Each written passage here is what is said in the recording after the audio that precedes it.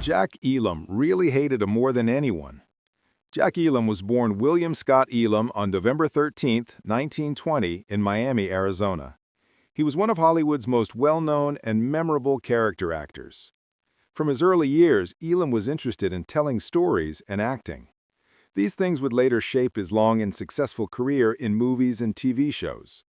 After he served in the United States Navy during World War II, where he learned to be tough and never give up, he decided to become an actor. He studied acting at the University of Southern California. Elam had a very special look, especially because one of his eyes was not straight. At first, this made him different in Hollywood. Instead of thinking this was bad, he made it his special feature. It gave him a scary or strange look that people remembered when they saw him on screen. Elam worked for more than 50 years. During this time, he was in more than 200 movies and TV shows. He became very famous for his work in Western movies. This type of movie seemed perfect for his tough, unusual look and strong presence on screen. Movies like Once Upon a Time in the West in 1968, Support Your Local Sheriff in 1969, and The Night of the Grizzly in 1966 made him famous as the perfect bad guy. Even though Elam often played scary characters with some humor, people liked him not just as a villain, but also because he sometimes showed the human side of his characters. This made him someone people always remembered in every story he was part of. Besides his work in westerns, Jack Elam showed he could do many different things. He moved easily between different types of movies. He was in comedies, serious dramas, and even movies for families. This proved that his talent was bigger than just one type of role. His work with other famous actors and directors of his time showed how professional he was and how much respect he got in the movie business. Elam appeared on TV shows just as much. He was in series like Gunsmoke, Bonanza, The Twilight Zone, and The Lone Ranger. In these shows, he left a mark that people still remember in American popular culture. From 1974 to 1975, Jack Elam played the role of Zach Wheeler in The Texas Wheelers. This was a short comedy series that was on ABC but didn't last long. In this show, Elam played a rough, lost father who suddenly comes back into his children's lives after their mother dies. The story was about Zach's strange way of trying to raise 4 children he hardly knew. This gave Elam a chance to show both his funny timing and his ability to play a character who, even with his problems, had a lot of heart. Even though the series only lasted 8 episodes, it was special because Elam worked with future stars like Mark Hamill, who would become famous worldwide as Luke Skywalker in Star Wars, and Gary Busey. Even though the Texas Wheelers had low ratings and got canceled quickly, critics liked Elam's acting. They said his tough personality and strange screen presence added something special to this family comedy. Elam kept trying unusual roles on TV. This showed he was willing to do different things instead of just the tough Western and villain roles that had made him famous earlier. In 1979, he was in the CBS sitcom Struck by Lightning. He took on the surprising part of Frankenstein's monster. This strange comedy was about a scientist who finds out that his ancestor was Dr. Frankenstein. Through a series of funny events, he ends up living with the monster. Elam, with his special facial features and odd charm, was perfect for such a weird role. He mixed humor with the strangeness of playing a famous horror character in a lighthearted sitcom. Unfortunately, the show never found people to watch it and got canceled after just 3 episodes. The remaining 8 episodes were never shown in the United States. Interestingly, all 11 episodes were later shown in the United Kingdom in 1980. This gave British audiences a chance to see Elam's unusual funny performance, which remains something curious in his long career. Even in the 1990s, Elam kept making appearances that showed how many different things he could do. He played Hick Peterson in a first-season episode of the very popular sitcom Home Improvement. The episode was called Birds of a Feather Flock to Taylor, which was Season 1, Episode 20. This gave Elam the chance to work with another Hollywood legend, Ernest Borgnine.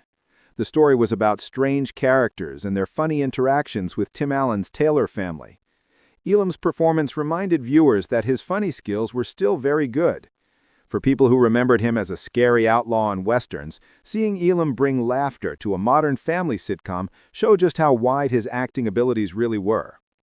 On the big screen, Elam made his reputation for strange comedy even stronger, with his role as Dr. Nicholas Van Helsing. He played a self-described crazy proctologist in the 1981 action comedy hit movie The Cannonball Run. The film was directed by Hal Needham and had an all-star cast that included Burt Reynolds, Dom DeLuise, and Farrah Fawcett. It was a fun cross-country car race filled with silly humor and wild characters. Elam's performance as the strange doctor stood out as one of the film's most weird highlights. It showed his gift for turning even the smallest role into something people would remember. His acting was so well-liked that Elam played the role again 3 years later in the sequel Cannonball Run 2 in 1984. Once again, he made audiences happy with his wild-eyed actions and funny unpredictability. In 1986, Elam appeared in The Aurora Encounter, a film often called a weird Western because it mixed Western themes with science fiction in an unusual way. In this movie, Elam played Charlie Hankins, a town drunk whose strange behavior added to the film's odd tone. It was during the making of this movie that Elam had one of the most important personal connections of his life. On set, he met Mickey Hayes, an 11-year-old Texas boy who had progeria, a rare condition that makes people age very fast. Even though they were very different in age and life situations, Elam and Hayes became very close friends. Their friendship was later shown in the 1987 film I Am Not a Freak. This film showed how much the two cared for each other and how Elam's warmth and kindness showed off-screen just as much as his charm did on-screen. Elam once said in what might be a made-up but often repeated quote, I've met a lot of people, but I've never met anybody that got next to me like Mickey." This relationship showed a gentle and caring side to Elam that audiences rarely saw in his tough guy roles. That same year, Elam added to his television work again by starring in the comedy series Easy Street. He played Alvin Bully Stevenson, the unlucky uncle of Lonnie Anderson's character L.K. McGuire. The show was about an unlikely living situation, where a wealthy, high-class woman, played by Anderson, shares her fancy home with her working-class relatives. This created plenty of funny conflicts. Elam's character, with his clumsy but lovable qualities, was a natural source of humor. Even though Easy Street didn't last long, Elam's presence helped make the sitcom better.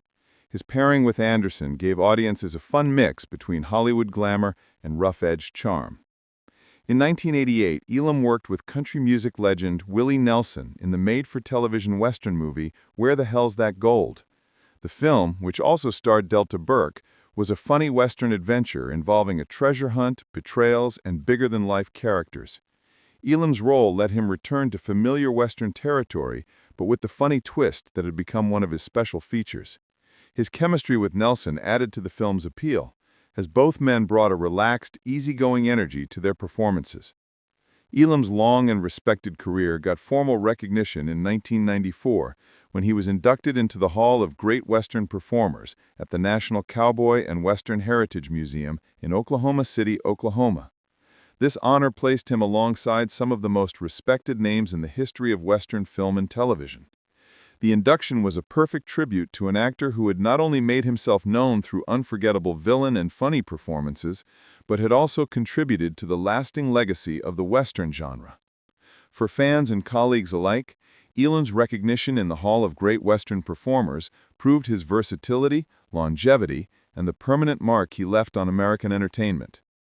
When people think of Jack Elam, they often remember his signature lazy eye, his weathered face, and his ability to steal nearly any scene he was in, whether as a villain in a Western or as a funny old-timer later in his career.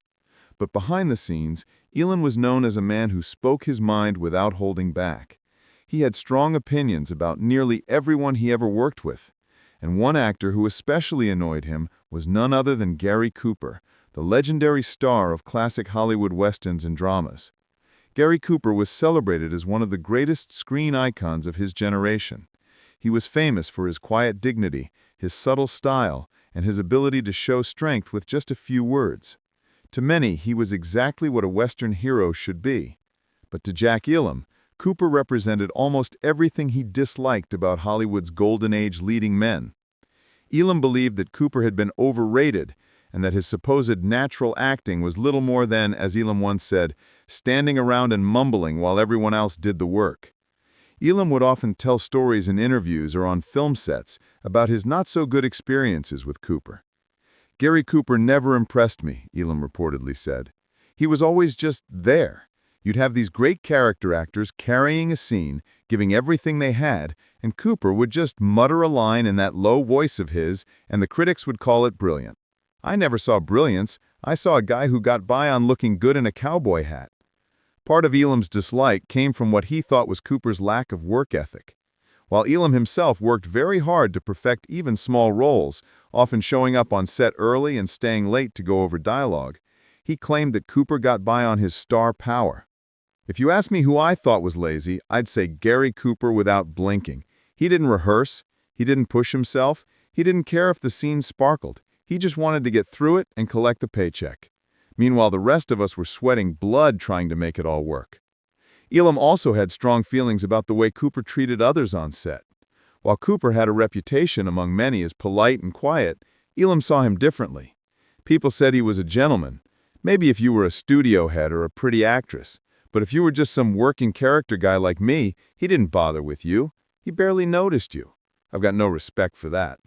Perhaps most annoying to Elam was the way Cooper was praised by critics and audiences, even when in Elam's view, he gave lifeless performances. Elam thought Cooper's Academy Award for High Noon was one of the most undeserved in film history. You could have put a cigar store Indian in that role and gotten the same performance, Elam scoffed. But because it was Cooper, everybody bowed down. I never understood it. Elam, being blunt as ever, once summarized his feelings by saying, "Gary Cooper was like wallpaper. He was there. He filled the space, but you didn't notice him unless someone told you to. And yet somehow he became this giant of cinema. To me, that says more about Hollywood's obsession with looks than with talent." Despite his criticisms, Elam admitted that Cooper had his devoted fans and that his image as the tall, quiet cowboy was something the public wanted. But that didn't stop Elam from expressing his discontent. He was the American hero, sure, Elam admitted, but only because people wanted to believe in that image. He wasn't the best actor, not by a long shot. He wasn't even the best actor in most of his movies. But he looked the part, and that was enough for the studios. In the end, Jack Elam's dislike of Gary Cooper was based on his lifelong frustration with Hollywood's tendency to praise leading men while overlooking the gritty, hard-working character actors who gave films their soul. To Elam, Cooper represented that imbalance, the unfairness of a system that rewarded looks and presence over depth and sweat. And for a man like Jack Elam, who built his career on pure determination and an unshakable work ethic, that was something he could never forgive. Jack Elam was married twice, first to Jean Louise Hodgers from 1937 until her death from colon cancer on January 24, 1961. 7 months later, in August 1961, Elam married again, this time to Margaret M. Jennison. The couple remained together for 42 years, until October 20, 2003, when Jack died of congestive heart failure at their home in Ashland, Oregon. If you enjoyed this video, don't forget to give it a like and share your thoughts in the comments section below. For more videos like this, make sure to subscribe to our channel, Golden Era Spotlight, and turn on the bell icon so you never miss an update. Thanks for watching.